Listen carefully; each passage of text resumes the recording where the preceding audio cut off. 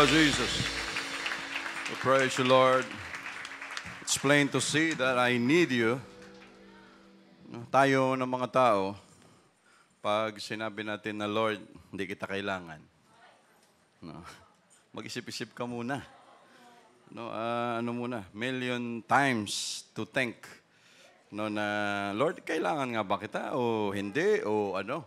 No, dahil pag sinabi mong, Lord, marami na akong pera, no, with all my ability, with all my talent, with all my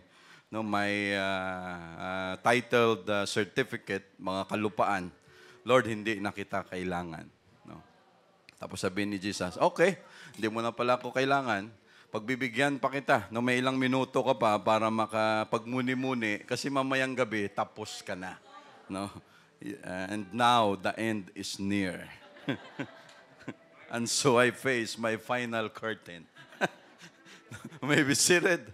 Thank you, Lord. It's really, we need you every day, every time, every moment of our lives, Lord Jesus.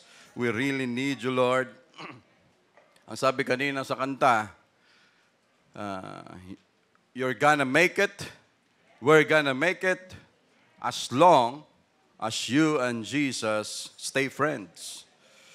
Yan ang siguraduhin natin na kaya nating gawan o magawa ang mga bagay na hindi natin kaya, may problema, may troubles, or anything.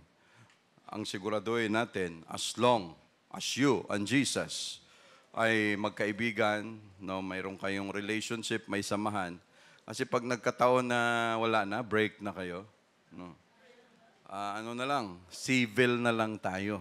No? Wala na tayong pakialaman sa isa't isa. No? Kung may problema ka, bahala ka sa buhay mo. Kung may problema ako, bahala ako sa buhay ko. So, disgrasya ka dyan pag ganun ang nangyari. But as long as you and Jesus stay friends, no, ayan ay garantiya, guarantee, no, na makakasurvive tayo. Yung mga nabibili nating gamit, yes sir, 20 years warranty sa motor, no, na nabili mo. No, mga piyesa. No. Wala pang ilang buwan, giba na. No. Walang kasiguraduhan. Pero sa Diyos natin, sigurado mga kapatid. That is why until now we're here. Thank you, Jesus. We praise you, Lord. And we always welcome our visitors in the most precious name of Jesus. Mga bisita natin sa Blumentritt, invited by Brother Eric, si Lialyn Ocampo, siya yung naka-receive ng Holy Ghost, at saka si Berhel Ronson. Yan, from Blumentritt. And also, nagpapatuloy, Sister Angeline, at saka si Brother Fedi. Thank you, Jesus. We praise you, Lord. Ito, invited by Brother Ramil sa Caloocan. Si Mary Grace Alcantara, Princess Kate Luna, 8 years old, and then si Alice Getape. Thank you, Jesus. Lahat sila naka-receive ng Holy Ghost. We praise you, Lord. We love you. Tapos from Pampanga, invited by Brother Albert, si Raymond Sanchez, naka-receive din ng Holy Ghost. Lord, we praise you so much. Thank you, Lord, and welcome back si Brother Carl Torres, friend of Sister Kate Orca, naka-receive ng Holy Ghost last November 20 sa church event natin, at saka si Brother Tony from Cavite. Thank you, Jesus, that they were all here. Thank you, Lord. And we are also glad to see pagpapatuloy ni Brother Jerry. Thank you, Jesus. No, na kahit masakit yung paa, and then yung mga natin, kasamahan yung sa Pampanga, medyo malayo rin, but they have done their effort na makarating sa church. Thank you, Jesus. At sa ating lahat, Brother Luisito, condolences pala yung kuya mo. No, nag-outing lang, nakita sa CR.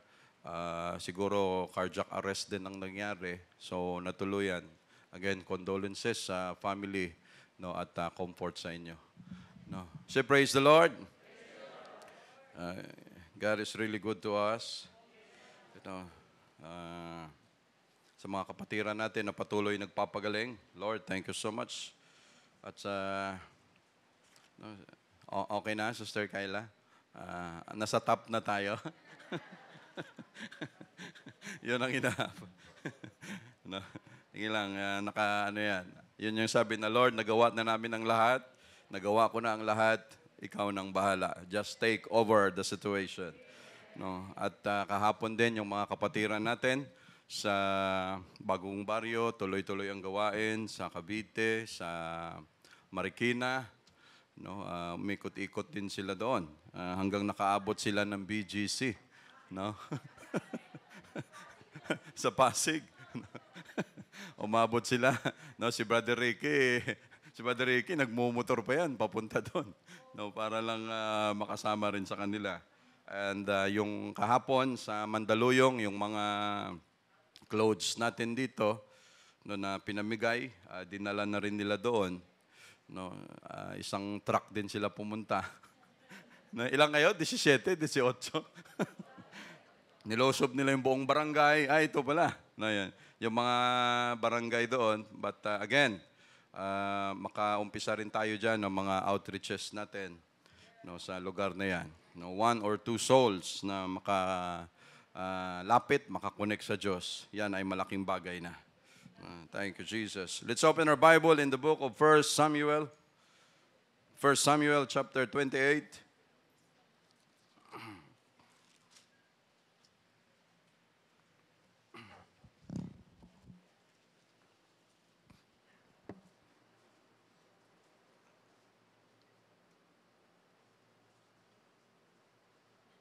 Verse 1. Verse 1, chapter 28.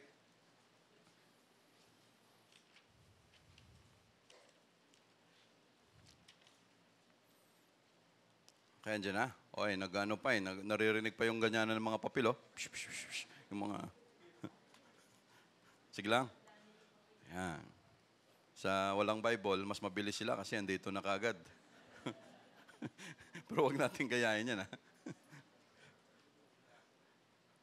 28 verse 1, it came to pass in those days that the Philistines gathered their armies together for warfare to fight with Israel. And Achish said unto David, Know thou assuredly that thou shalt go out with me to battle, thou and thy men. No, kasi nung time na ito, walang katapusang gera. After ilang taon, bakbakan na naman sila paulit-ulit. Panibagong henerasyon ng mga Philistines, panibagong henerasyon ng mga Israelites. No, parang Palestine at saka yung Israel. Hanggang ngayon, no, hindi natapos-tapos dahil nga hindi maubos-ubos. Kaya pag ang Diyos nagbigay ng instruction dyan sa kanila, ubusin. No, pati yung mga dumidede pa lang, mga sanggol, pati hayop nila na wala namang kinalaman, ubusin. No, so dapat ubusin. Kasi ang mangyayari, pag di mo yan inubos, naawa ako kasi baby, sanggol. No, antay-antay ka, after 35, 40 years, yan na yung hari dyan at yon ang papatay sa inyo lahat. No, dahil hindi inubos. No. Gano'n naman, minsan mas magaling pa tayo sa nagbigay ng instruction, mas magaling pa tayo sa Diyos natin, no, dahil tayo ay nadala sa emosyon. So ito, nung time din na ito, si Achish, the king of Philistine, may plano na siya na atakihin ang Israel. At during this time, si David ay doon nagtago sa kanya kasi nga siya ay hinahunting ni Saul para patayin. So nagbuang-buangan si David, nagsira-siraan ng ulo, pumunta sa land of the Philistine na kanyang mga kalaban. He was able to go there dahil sa siya ay nagbaliw-baliwan. No? Tapos pagdating doon, naging kasakasama siya ni Achish. Ang sabi nga ni Achish, okay, no, bahala ka ngayon, ha? Ikaw ngayon ang personal bodyguard ko. Ang ulo ko ay nakasalalay sa iyo. No? Grabe yung tiwala ni Achish sa kanya. At sabi ni Achish, sigurado, gigera tayo sa Israel, sasamahan mo ako, sa side ka namin. But God did not allow it to happen na mangyari yan sa kay David. So, pero hindi yan ang pupuntahan natin. Kay Saul tayo sa ngayon. And David said to Achish, Surely thou shalt know what thy servant can do. And Achish said to David, Therefore will I make thee keeper of mine head forever. Verse 3, Now Samuel was dead. Patay na si Samuel dito. And all Israel had lamented him. and buried him in Ramah, even in his own city. And Saul had put away those that had familiar spirits and the wizards out of the land. Ito yung mga panahon na nagawa pa to ni King Saul, no, nung mga panahon na siya ay matino pa. First 2 years na kanyang panunungkulan, matino siya. No, 2 years. And the rest of 38 years, siya ay bad king. No, masama na hari, disobedient king. So during the time na siya ay okay pa, pinagtatanggal niya itong mga familiar spirits, mga wizardry, yung mga paganistic acts sa Israel. Pero after 2 years, wala na siyang ginawa kung hindi habulin si David. No, kung paano niya mapatay si David, ganyan ang sitwasyon dyan. Shall we pray for a while? Lord, thank you so much for the whole week that you've given us. Thank you, Lord, for every souls pinapadala mo sa church and for giving them the salvation. Lord, we're always praying for them na mahalin kanila, Lord Jesus, like as we do, na patuloy na nagmamahal sa iyo, Lord Jesus. Yung mga kapatiran natin, patuloy na nagpapagaling. Lord, be with them, give them strength, Lord Jesus. And for all of us, Lord, we glorify and magnify your name. Bless your word this morning, na ito ay sagot sa lahat ng aming mga needs to edify our soul also, Lord Jesus, at lalong kumapit sa iyo. Lord, we praise you and we love you in Jesus' name. In Jesus' name, amen. The title of our preaching, sa verse 4 muna tayo, bago tayo mag-title. No. And the Philistines gathered themselves together and came and pitched in Shunem, and Saul gathered all Israel together, and they pitched in Gilboa. No, Gilboa, mga kapatid, yan ay napakalayo pa yan. No, southwest of the Sea of Galilee, no, mga 25 to 30 miles. So sabihin na natin yan ay mga 45 kilometers pa ang layo doon sa Sea of Galilee, at dito natalo si King Saul. No. So the title of our preaching, Who will you approach? Tama ba? No. Who will you approach? Sino ang lalapitan mo? No. Sino ang pupuntahan mo? Sino ang hihingan mo ng tulong? Kanino ka lalapit? Every day we have problems. Every day we have situations na kailangan matapos, mga sitwasyon na kailangang harapin every day, at marami dyan. Pagising pa lang natin, sino ang uunahin natin? Sino ang lalapitan natin? Saan ako dudulog? Ano ang dapat gagawin? Kanino? No.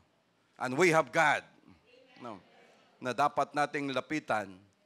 Pero bago mangyari yan, mga kapatid, even with the Holy Ghost, no, pag may pera ka, pera agad lapitan mo.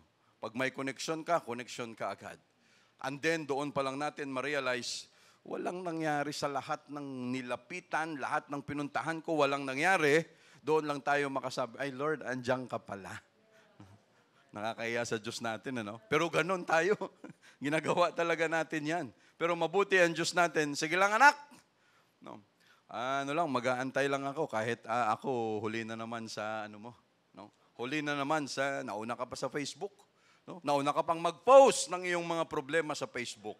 No? Yung mga hinaing mo, nauna ka pa sa Facebook. No? Lahat andun na. Verse 5, no, again, the title of our preaching, Who will you approach? No, sino ang lalapitan natin? And what will you do? What would you do if God will not answer your prayer? No. If God is quiet about your situation, ano ang gagawin natin? No, pag ang Diyos na nahimik sa sitwasyon na mayroon tayo. Verse 5, and when Saul saw the host of the Philistines, he was afraid, and his heart greatly trembled.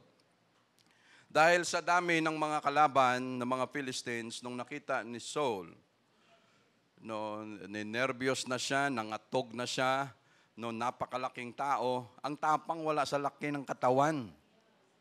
No, hindi mo yan makikita sa laki ng katawan. No, dito yan sa loob eh. No.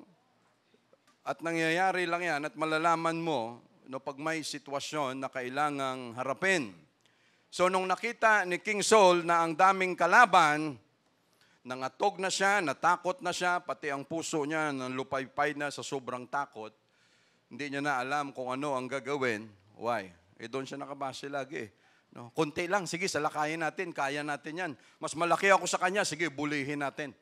Pero pag madami na, iba rin yung kanyang paningin. Why? Nakabase lahat sa paningin. No, wala siyang pinangkakapitan, behind that, madami, kaya ko yan. No? Mabangis, kaya ko yan. Why? Parang si David, dahil may Diyos ako. Pero si Saul, hindi ganon. No, lumaki siya na wala siyang interest, wala siyang desire to know about his God. Wala sa niyan, mga kapatid. So sa verse 6, no, dahil sa nakita niya at siya ay takot na takot, ang kwento na ito, mga kapatid, patungkol sa buhay ni Saul in his last day. No, yung araw na ito na siya, no, mayroon na lang siyang 24 hours para mabuhay. Ano ang kanyang gagawin? Ano ang kanyang ginawa? Saan siya lumapit? Kanino siya lumapit? No, masalimuot yung kanyang huling araw na andito siya sa lupa.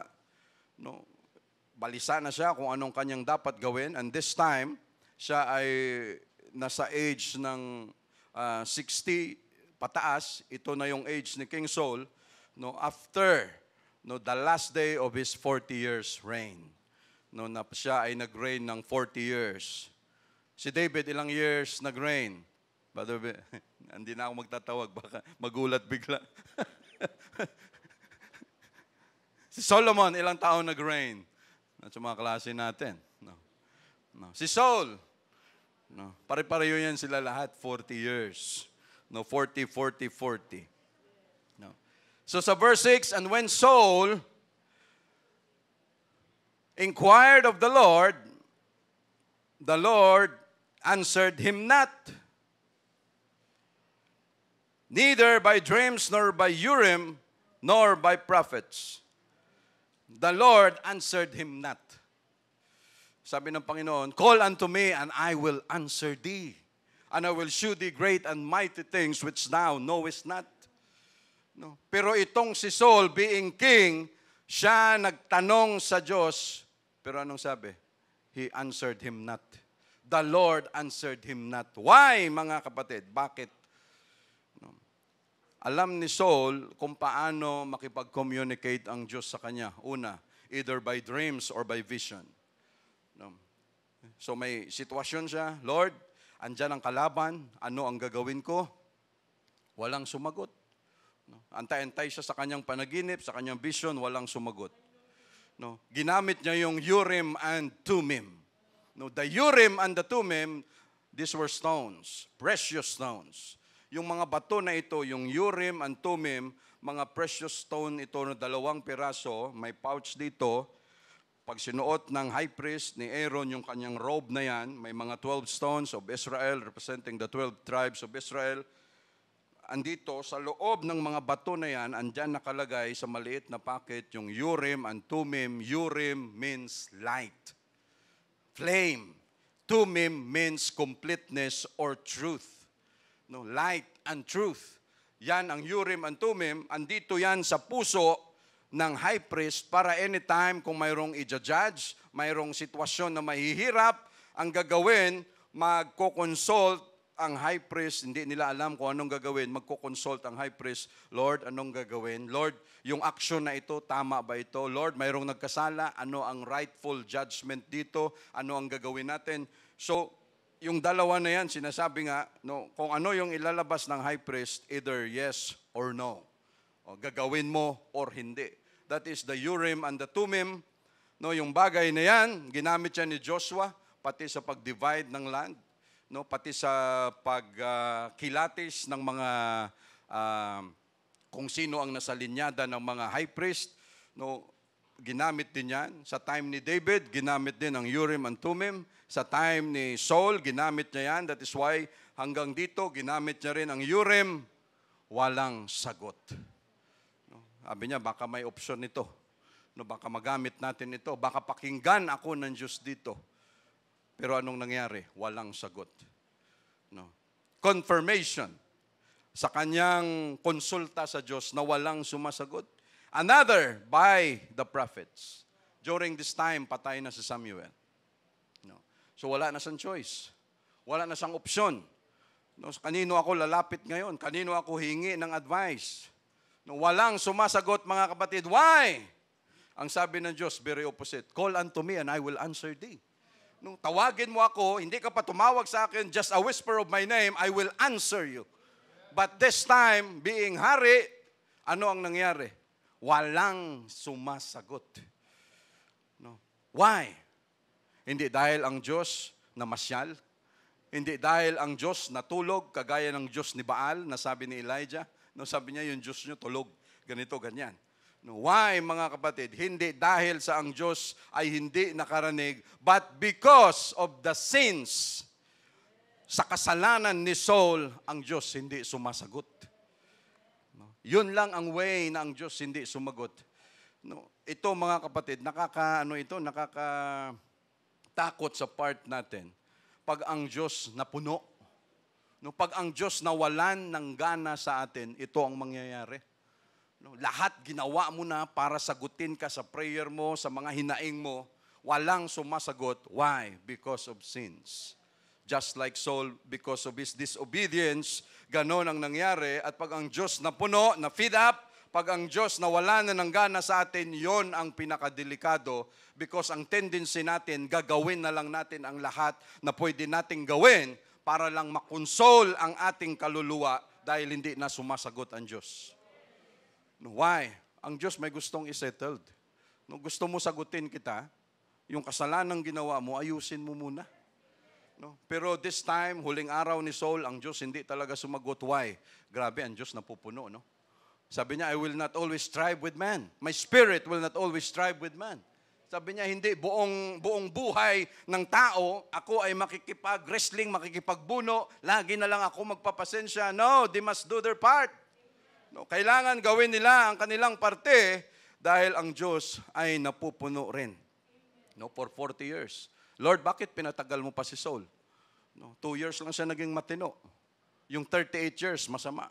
No, lahat, inahabol-habol niya si David para patayin. Lord, bakit pagdating pa lang on the 3rd year, bakit hindi mo na siya pinatay?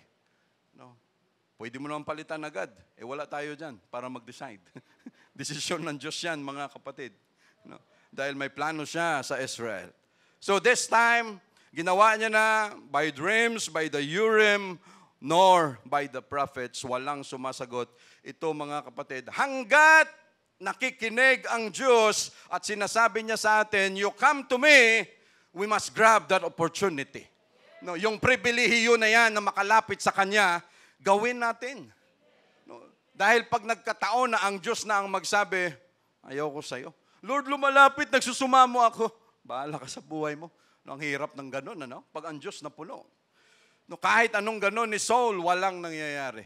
But for us, mga kapatid, hanggat nararamdaman, hanggat pinapansin tayo ng Diyos, pinapakinggan niya tayo, pahalagahan natin ang bagay na yan. No, dahil sabi nga kanina, pag tayo nag-decide na, Lord, hindi pala kita kailangan sa buhay ko. Dati kailangan kita kasi wala pa ako. Pero ngayon na meron na, no, makapal na yung bulsa ko, makapal na yung mga ari-arian ko, Lord, hindi na kita ngayon kailangan. No, pwede ba yun? No, tapos tayo dyan. No, thou fool, tonight I will require you your soul. No, yon ang sabi ng Diyos. Sa verse 7, then said Saul unto his servants, seek me a woman that had a familiar spirit.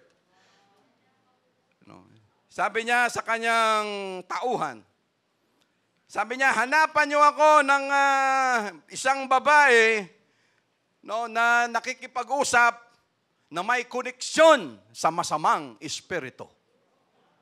Grabe, ano? Why? Out of desperation. Desperado na si King Saul. Walang sumasagot. Why? Ito, mga kapatid, Nung time na ikaw, ang Diyos malapit sa iyo, hindi mo pinahalagahan. Yung time na ang Diyos nakikinig sa prayer mo, maraming tao nagsasabi sa iyo, ganito, mag-faithful ka, magpatuloy ka, pahalagahan mo kung anong binigay ng Holy Ghost, kung ano ang baptism, lahat ng yan. Hindi mo pinahalagahan, and now, this time, na kailangan mo ang sagot, no, wala nang sumasagot. Why? Anong tawag doon? Abusado. No? Sa time na ikaw pinapakinggan, sa time na ikaw pinapahalagahan, yung gumagawa sa iyo niyan, hindi mo pinapahalagahan. No? Nagsawa. No? Bahala ka ngayon sa buhay mo. No? So ano ang kanyang ginawa? Dati nang gawain ni King Saul ito. No? Kaya kita mo, maano lang sa kanya, wala na akong choice. No?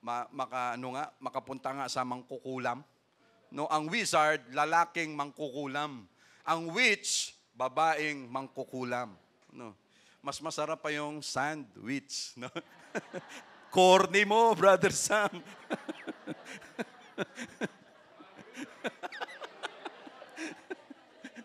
No?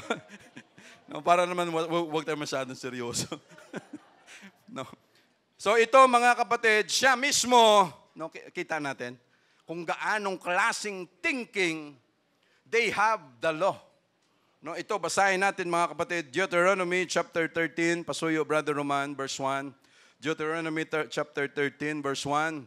If there arise among you a prophet or a dreamer of dreams and giveth thee a sign or wonder, ito mga false ito, mga hindi ito tunay. May biglang lumabas na propeta, dreamer of dreams, at magbibigay ng mga sign or ano paman. No, and the sign or the wonder come to pass whereof he spake unto thee, saying, let us go after other gods, which thou hast not known, and let us serve them. No, sabi niya, no, mga prophecy, mga wonders, mga dreams, tapos sasabihin sa iyo, okay, maglingkod tayo sa ibang Diyos na hindi nyo kilala, pati kamag-anak ninyo, lahat, mga ninuno ninyo, hindi nila alam, doon tayo maglingkod sa Diyos na yon. Verse 3, thou shalt not hearken unto the words of that prophet, nor that dreamer of dreams, for the Lord your God proveth you to know whether you love the Lord your God with all your heart and with all your soul. Verse 4 hanggang verse 11, you shall walk after the Lord your God and fear Him and keep His commandments and obey His voice, and you shall serve Him and cleave unto Him. No, yun yung Diyos natin. And that prophet or the dreamer of dreams shall be put to death. No. Puntahan ko lang yung Bible ko rito para sigurado. Verse 5, and that prophet or the dreamer of dreams shall be put to death, because he hath spoken to you to turn you away from the Lord your God. No, dahil ang intensyon niya ay ilihis kayo, no, sa inyong tunay na Diyos na doon kayo dapat maglingkod. Sabi niya, dapat yan patayin. Which brought you out of the land of Egypt and redeemed you out of the house of bondage, to thrust thee out of the way which the Lord thy God commanded thee to walk in or to walk in. So shalt thou put the evil away from the midst of thee. Sa verse 6, if thy brother, the son of thy mother, or thy son, or thy daughter, anak na babae, anak na lalaki, kapatid na lalaki, no, nanay, or the wife of thy bosom, or thy friend, which is as thine own soul, no, yung talagang kaibigan mo na, no, entice thee secretly, enticement, yung bang inaakit ka, tapos pasekreto pa, no, saying, let us go and serve other gods. No, maglingkod tayo sa ibang Diyos-Diyusan kasi mas okay doon. Dito, hindi kayo pwedeng uminom ng Red Horse. No. So, doon sa amin, ang Diyos namin, siya pa mismo magpo-provide ng Red Horse. So, doon tayo kasi okay doon. No? Yung sugal lahat, okay doon. Walang limitless. No, lahat pwede. No, yung dugo doon, talaga namang drum pwede. No. Sa inyo kasi ang daming hindi pwede. No, so doon yung Diyos na yon pwede sa kanya lahat. No. Sana ako.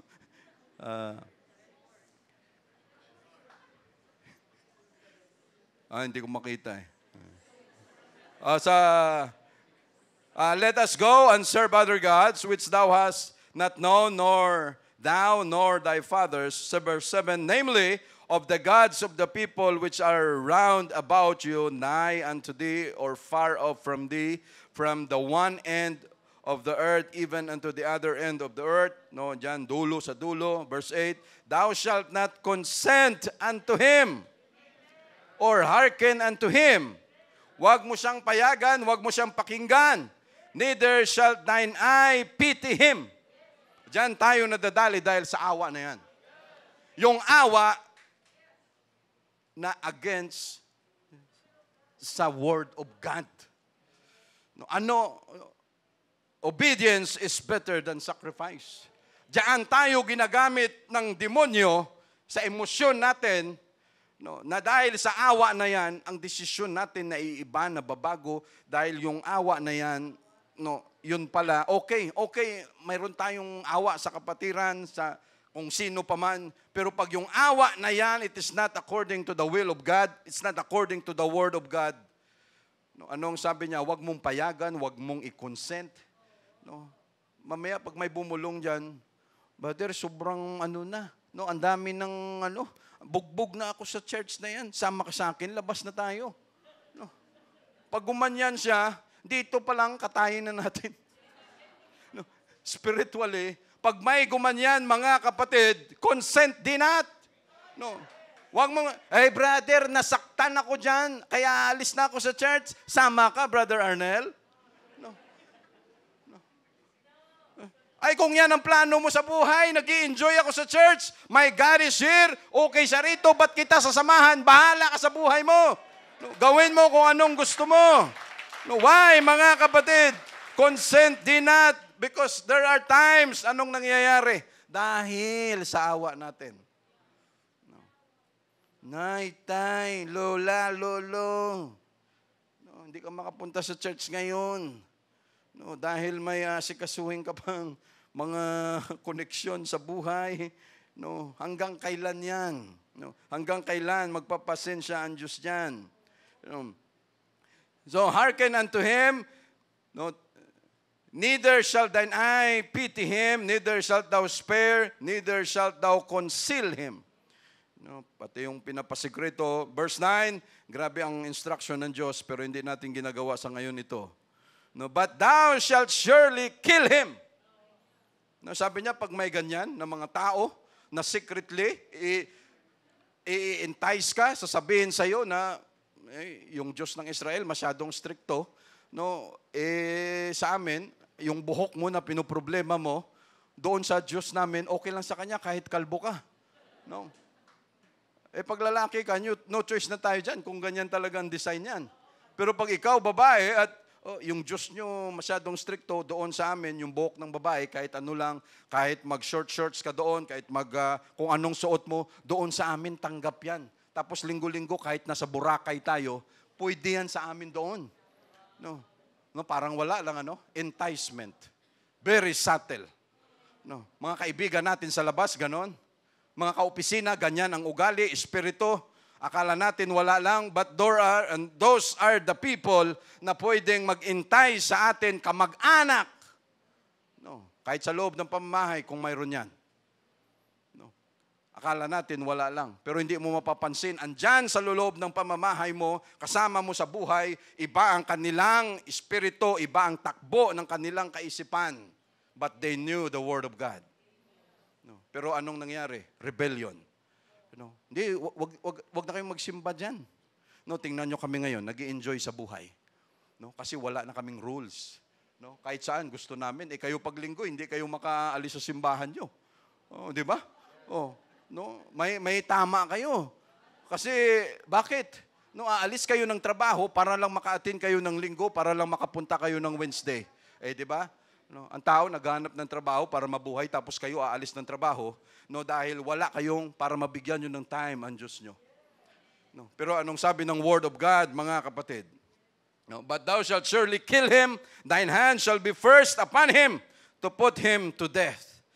No, stone to death. Grabe ang Diyos mag-instruct, no? Dahil sabi niya, yung tao na yan, ang klaro, ang ganda ng kaisipan mo, yung kaisipan niya na devilish, yung kaisipan niya na may pagka-rebelde, biglang didikit sa'yo, at ikaw nakwentuhan, pag nakwentuhan ka, mamaya ikaw, dala-dala mo na sa isip mo, hindi ka makapagpigil, ikwento mo rin sa kasamahan mo, mamaya ang buong Israel magrebelde na laban sa akin. So ngayon pa lang, pag nalaman nyo yan, kill him. No, para matapos na kaagad. No? Why? Ano ang hugot ng Diyos dito? Sabi niya, wala kayong ibang Diyos. Ako lang ang nagpakilala sa inyo from the day you were bondage, from the time of Abraham, sila Noah, lahat. Ako lang nagpakilala sa inyo. Ako ang naglahat, gumawa sa inyo yan, naglabas sa Egypt. Tapos ngayon, papalitan nyo ako. No? Grabe itong Diyos natin, mga kapatid. But it's fair. No? Upon him to put to death, and afterwards the hand of all the people. Sabi niya, ikaw mismo, grabe ano, kung yan, nanay, tatay mo, kapatid, kaibigan, nag-ano niyan sa iyo, tapos napatunayan na yan ang kanyang kaisipan, sabi niya, ikaw mismo, kukuha ka ng bato, ikaw ang mauuna. No, para gawin yan sa kanya, pagkatapos niyan, buong Israel na. No? Grabe. And thou shalt stone him with stones. And that he die, because he had sought to thrust thee away from the Lord thy God. Sabi niya, patayin nyo yan. Dahil ang intensyon niya, ilayo kayo mismo sa Diyos nyo. No? That is why, pag may ganitong sitwasyon, no, yung mga dati na talagang may ginawa na hindi maganda, lumayo sa church, kaya ang instruction natin, talagang disconnection, wala tayo why. Talagang madadamay tayo dyan pag hindi tayo nag-disconnect sa kanila. Brought thee out of the land of Egypt, from the house of bondage, and all Israel shall hear and fear, and shall do no more such or any such wickedness, as this is among you. Para wala ng ganitong klaseng kasamaan sa harapan ninyo. Deuteronomy chapter 14, verse 1 to 4.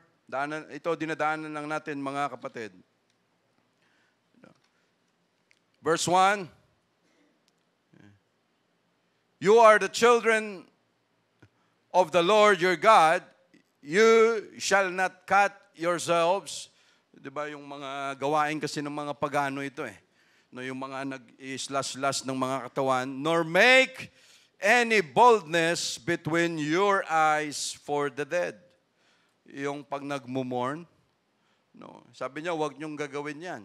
Na kayo mag-shave, magpakalbo, magpaputol ng buhok dahil kayo ay namatayan, dahil lang sa patay, magmumorn kayo. Kasi ganito talaga ang gawain ng mga hintil. Magmumorn. Verse 2, ano ang reason? For thou art an holy people unto the Lord your God.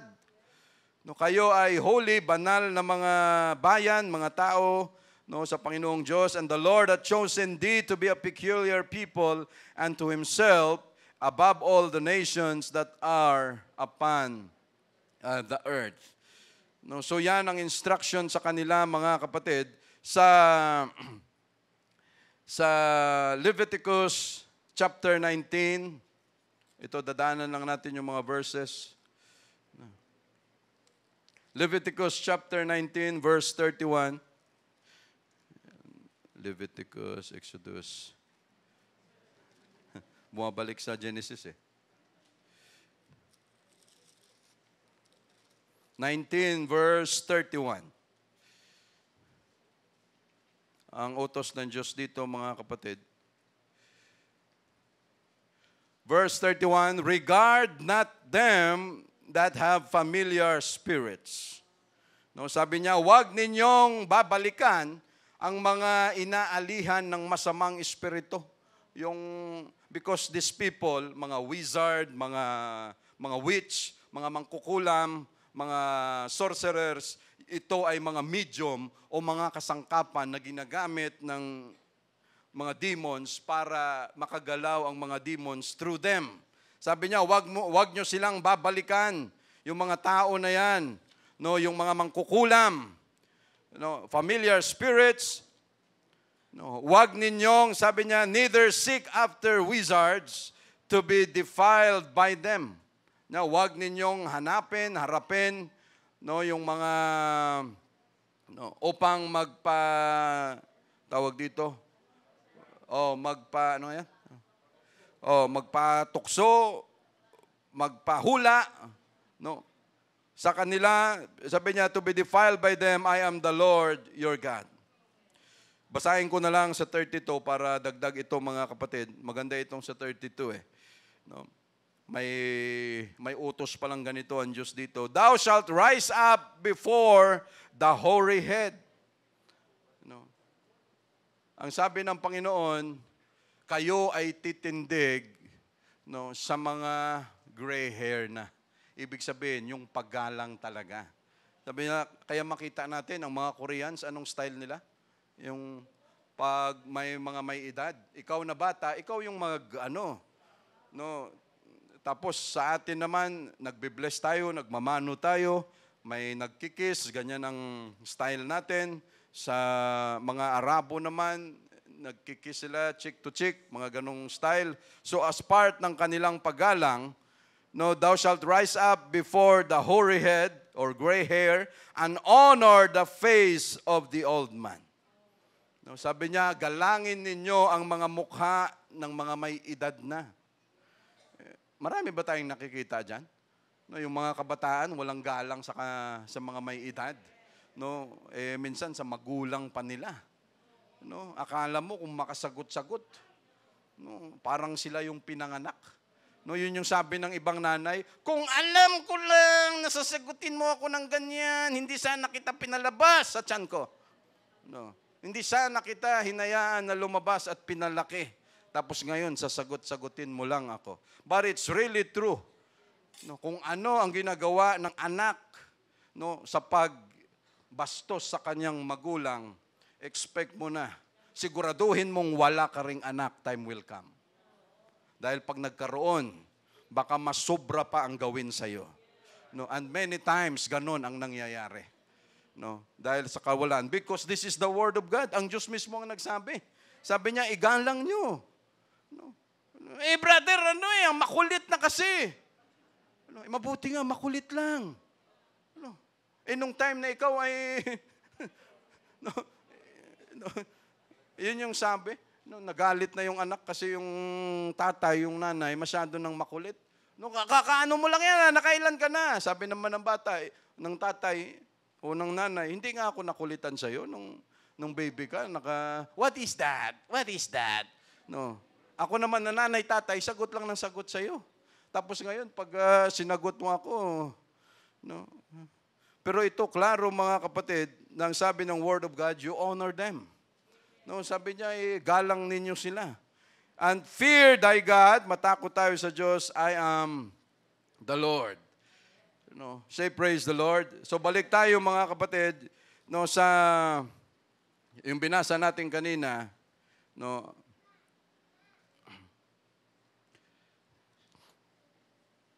May utos ang Diyos, no, pati dyan sa mga witchcraft na yan. Seek me a woman, sa verse 7, seek me a woman that hath a familiar spirit, that I may go to her and inquire of her. And his servants said unto him, sabi niya, hanapan niyo ako, isang babaeng may koneksyon sa masasamang espiritu, sa mga demons, no, dahil may itatanong, baliw klase utak, ano? No, yung wala na talaga sa timpla. No. Pero ilan ang gumagawa nito sa atin dati? No. Dati, gawain natin to. No. Ako dati, naranasan ko rin to kasi lumaki kami sa ganito. No. Lahat ang tawag naman doon, albularyo, hindi naman mangkukulam. No.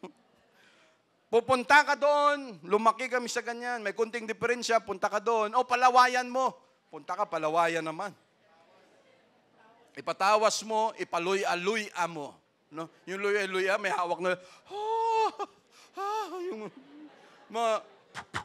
tapos lalawayan yung, tapos igaganon, gumagaling din. No?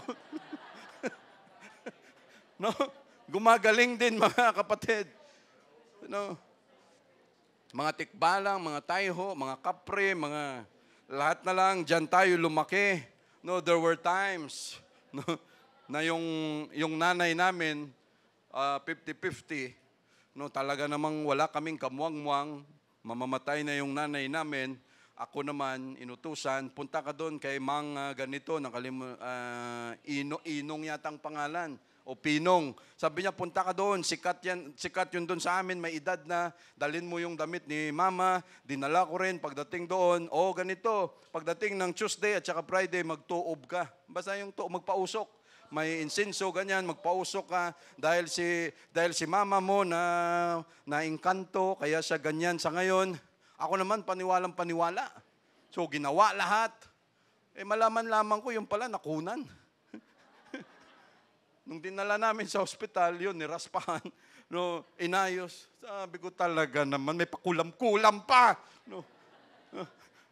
Ganun lang palang nangyari. Ibig sabihin, mga kapatid, walang katotohanan, but sometimes, and that was before, nilagay natin yung pananampalataya natin dyan. And God didn't like it. Hindi talaga nagustuhan ng Diyos. But Lord, thank you so much that even before, ganun ang klase ng pagkatao namin, we have found your grace. You've given us a chance, Lord Jesus. Kung saan-saan kami pumunta, kung saan-saan kami gumawa ng mga bagay na yan, but you know our heart, Jesus, and the desire of our heart na ang gusto lang namin ay makalapit sa iyo. Ang problema, mali lang yung mga ways namin nung time na yon. So, sabi niya, said to him, behold, there is a woman that had a familiar spirit at Endor. No, ang Endor, mga kapatid, yung lugar na yan ay napakalayo pa. No, nagbiyahe pa sila mga 20 kilometers para mapuntahan yung babae na yan, no, na witch, mangkukulam. Sa verse 8, and Saul disguised himself and put on other raiment. Ang tao, mga kapatid, pag desperado na, hindi niya na alam kung anong mga ways na kanyang ginagawa. Wala na sa wisyo eh. Pero nakakalungkot na dati, hindi ka pa nag-consult, sinasagot ka na ng Diyos, hindi mo pinaalagahan, binaliwala mo lang, and now na ikaw tumatawag sa Diyos, walang sumasagot, just to console or comfort your soul ng iyong kaluluwa, pati witchcraft, wizardry, pinatulan na ni King Saul. Wala na siyang opsyon. Hindi siya nakakonek sa Diyos, mga kapatid. So, and Saul disguised himself and put on other raiment.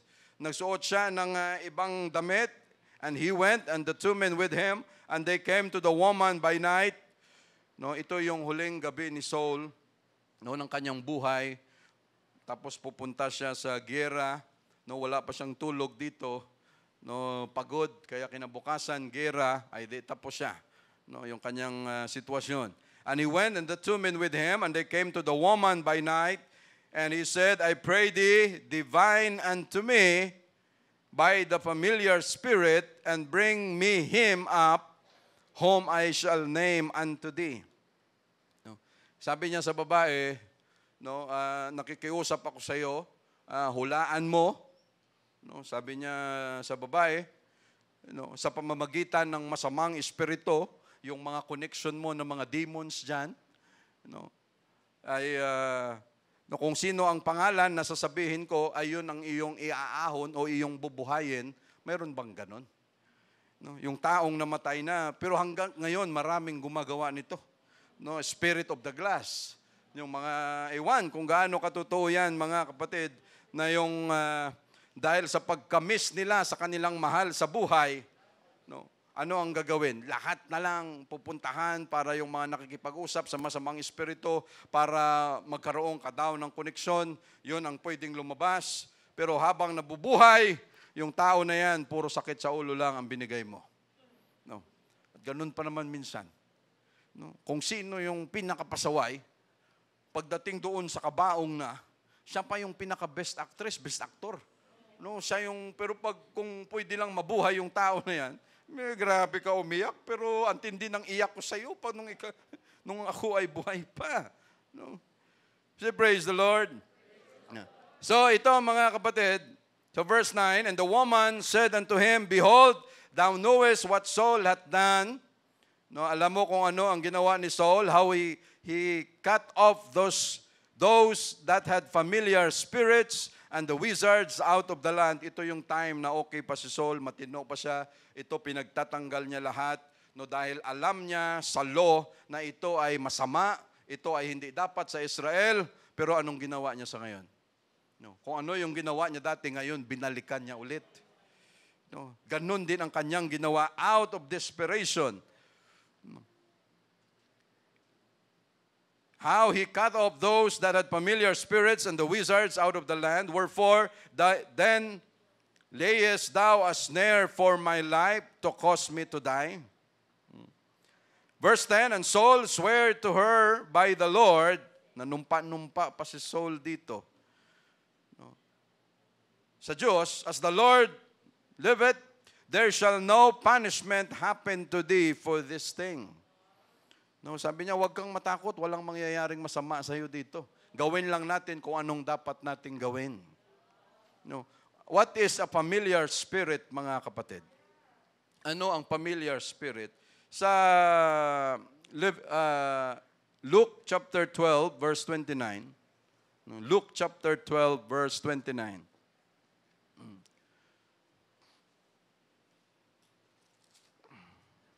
Luke chapter 12, verse 29. Ang sabi dito, and seek not ye what you shall eat, no, or what you shall drink, neither be ye of doubtful mind.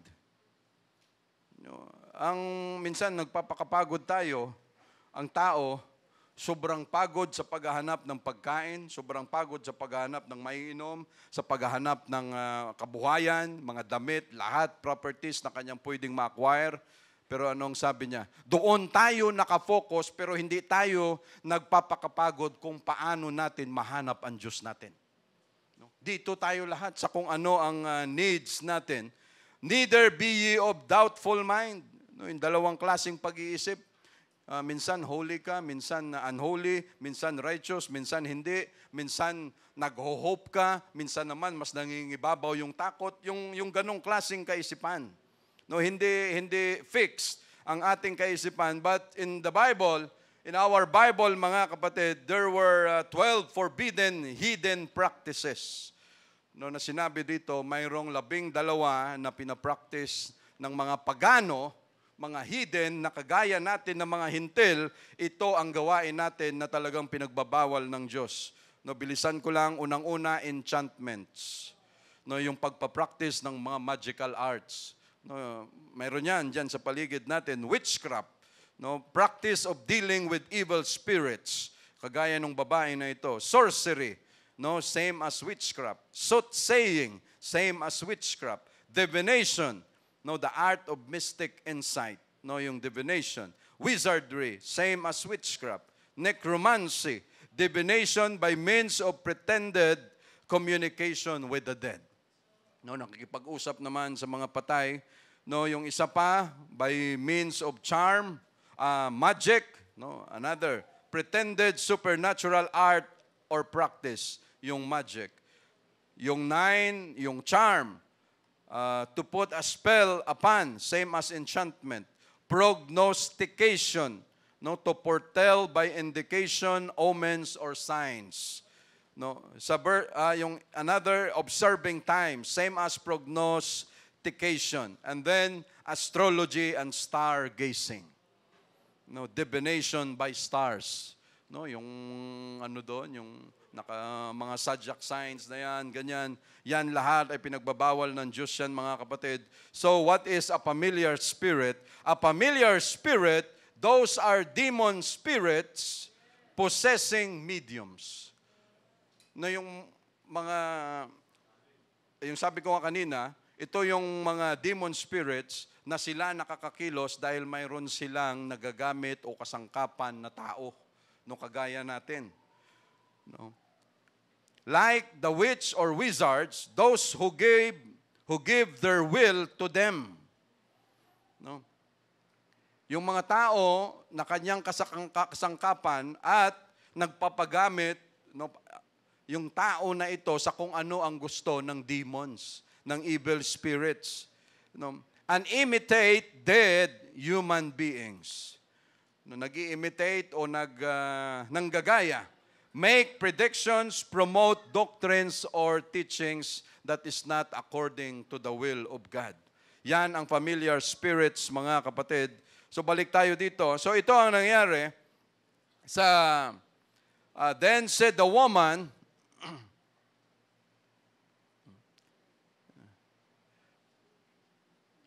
so verse 11, then said the woman, whom shall I bring up unto thee? And he said, bring me up Samuel. Grabe, ano? Pag ang tao, but this will never happen to us, mga kapatid. Kahit ano pa man ang mangyari, unang prayer natin, ang Diyos hindi sumagot. Pangalawang prayer natin, ang Diyos hindi sumagot. Pangatlong prayer natin, ang Diyos hindi sumagot. Huwag tayong lumipat sa kung kani-kanino dahil baka yun ang sumagot. Pag hindi tayo sinagot ng Diyos dito, huwag tayong magtampo. Pag ang prayer natin matagal na hindi sinasagot, mag-antay tayo. Siguraduhin lang natin na ang Diyos hindi sumasagot kasi may kasalanan tayo. Pag yun ang nangyari, huwag nating sisihin ng Diyos. Ayusin natin ang sitwasyon natin sa harapan niya para siya sumagot. Why? Ibang usapan ito. Ang Diyos hindi sumasagot sa atin dahil may atraso tayo sa Kanya. Dahil ang Diyos natin madali lang sumagot sa mga needs, sa kung anong kailangan natin, pag maganda ang relationship natin sa Kanya, pero kahit tayo na ang mga tao, ayaw nating magbigay ng pabor kung alam naman natin na hindi dapat bigyan ng pabor, may atraso sa iyo, ay hindi mo rin bibigyan. Yung Diyos pa kaya natin.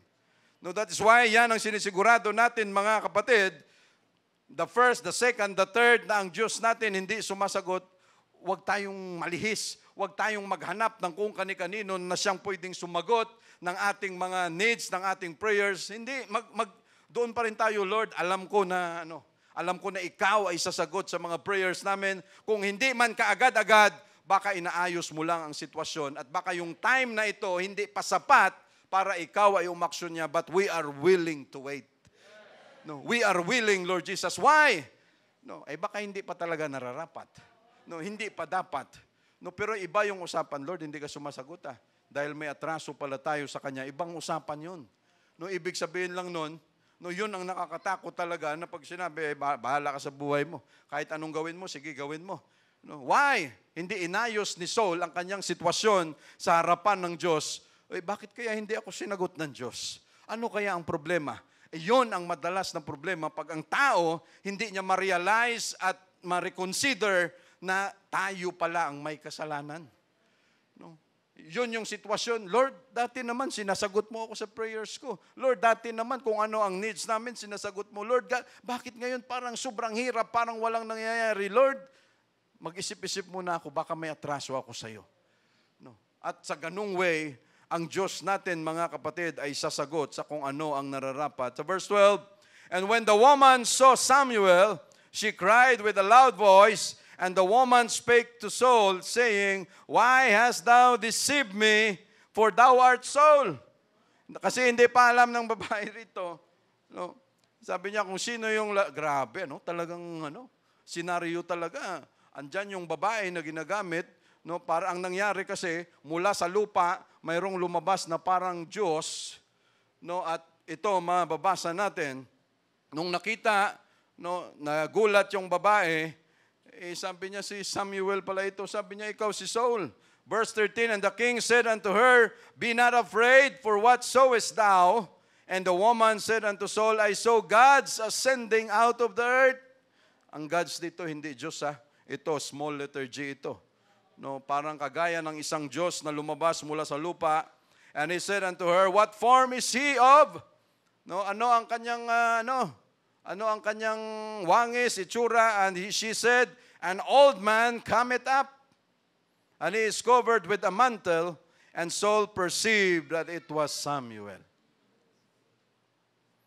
Grabe, mga kapatid, Pag ang tao nawala na sa wisyo, nawala na ang anointing, ang tao pag umalis na sa katinuan dahil umayaw na siya sa Diyos niya, paglabas natin dyan, paglabas mo dyan, the glory has departed, nag-ikabod na, you are your own No, bahala ka na dyan sa buhay mo. Without the Holy Ghost, without the guidance of God, hindi mo na makita talaga kung anong tama at mali. Reprobated mind. No, baliktad na, hindi mo na maintindihan yung dati.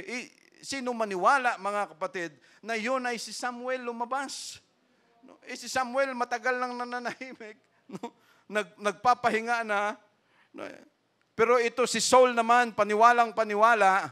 No, dati, no, ito ang nakakatakot, mga kapatid. Why? We have the Holy Ghost, we are baptized in the name of Jesus Christ. Pero pag tayo nalihis, nawala ng pagmamahal natin, yung interest natin sa Diyos, mamumuhay tayo ng tayo lang, mawawala yung anointing natin, mawawala yung guidance ng Diyos natin, ito yung mangyayari. Yung dati natin kung ano tayo, mas malala pa tayo dyan. No. Ito, wala na siya sa wisyo. Yung hindi dapat, kanyang ginagawa na. And Saul perceived that it was Samuel, and he stooped with his face to the ground and bowed himself. No, nag-ano pa siya? Nagbigay pa siya ng reverence, no, nung paggalang na ito daw ay si Samuel. Sabi nga, familiar spirit eh. No, they were there, kinopya kung ano ang itsura ni Samuel, yung mga evil spirits, mga demons. Ito ay inimitate nila, kinopya nila kung ano ang itsura ni Samuel. Ganon ang lumabas. And Samuel said to Saul, grabe, no? Hindi ka ba naman maniwala na si Samuel nagsalita rin? No? Why hast thou disquieted me to bring me up? No, bakit mo ako ginambala? No. Grabe, no. Ganon ka deceiving ang demonyo. Ay alam na natin 'yan. Dinagdagan niya lang ng not ang word of God. Nagkagulo-gulo na ang buhay ng tao. No, you shall not surely die. No, ganun lang ang kanyang ginawa. And Samuel said to Saul, why hast thou disquieted me to bring me up? And Saul answered, I am sore distressed, for the Philistines make war against me, and God is departed from me, and answereth me no more. Neither by prophets nor by dreams, therefore I have called thee, that thou mayest make known unto me what I shall do. Dahil hindi ko na alam kung ano ang gagawin, sobrang dami ng kalaban, hindi na ako sinasagot ng Diyos. Yung Urim and Tumim, wala na rin ang mga propeta, hindi ko na alam ang gagawin. Kaya ikaw na lang ang gusto kong makausap at kung ano ang gagawin ko, mabigyan mo ako. Why? Di ba mga kapatid, sobrang reprobated mind, pagkaiba ng takbo ng kanyang utak. Why? No. Bakit yung taong patay na, papatulan mo, ang witchcraft, papatulan mo? Ang tanong, bakit si Samuel ang ginambala niya? No, sino nagutos kay Samuel? Ang Diyos. No, ito minsan eh. No, what or who shall, anong title natin? Who will you approach? No, sino ang lalapitan mo? No, pwede naman siyang, ito ang problema mga kapatid, na kahit anong gawin ni Samuel, ang problema ang Diyos na puno na. No. Ni Saul, ang problema ang Diyos na puno na. Pero yun naman ang tendency dapat eh. Lord, ako may atraso sa iyo. Please Lord, forgive me. Gusto kong manumbalik sa iyo, ganito. No, instead na siya lumapit ulit sa Diyos, ano ang kanyang ginawa? No, yung taong patay na, yun ang kanyang ginambala. Ginamit niya ang demon possessed, which is against the law of God sa kanila ng mga Hudyo mismo, pero lahat ng ito pinatulan niya dahil wala na siya sa katinuan at dahil sa kanyang ginawa, mga kapatid, no, hindi niya alam. No. But again, this will never happen to us. That every time we have situations, problems o kung ano pa man, huwag tayong lumapit sa kung kani-kanino. Huwag tayong lumapit kung saan-saan. We must go directly to our God. No, lumapit tayo kaagad sa Kanya, mga kapatid. Andito yung lugar on a Wednesday. Kung hindi man Wednesday, kailangan mo na talaga na gusto mo nang mag-pray at mayroon kang time. Pumunta ka rito. Iluhod mo lahat dito yan sa Diyos at sigurado, paglabas mo rito, God will do something about our situations, mga kapatid, kung ano ang dapat gawin. Ang problema lamang tayo ng mga tao, talagang bago tayo makarealize na tayo may kasalanan, minsan maso, minsan itak pa yung kailangan natin para lamang tayo ay matauhan, hindi tayo makarealize kaagad na tayo pala ay nagkasala. Na malapit na tayo mga kapatid. Verse 16, then said Samuel, wherefore then dost thou ask of me, saying, the Lord is departed from thee and is become thine enemy.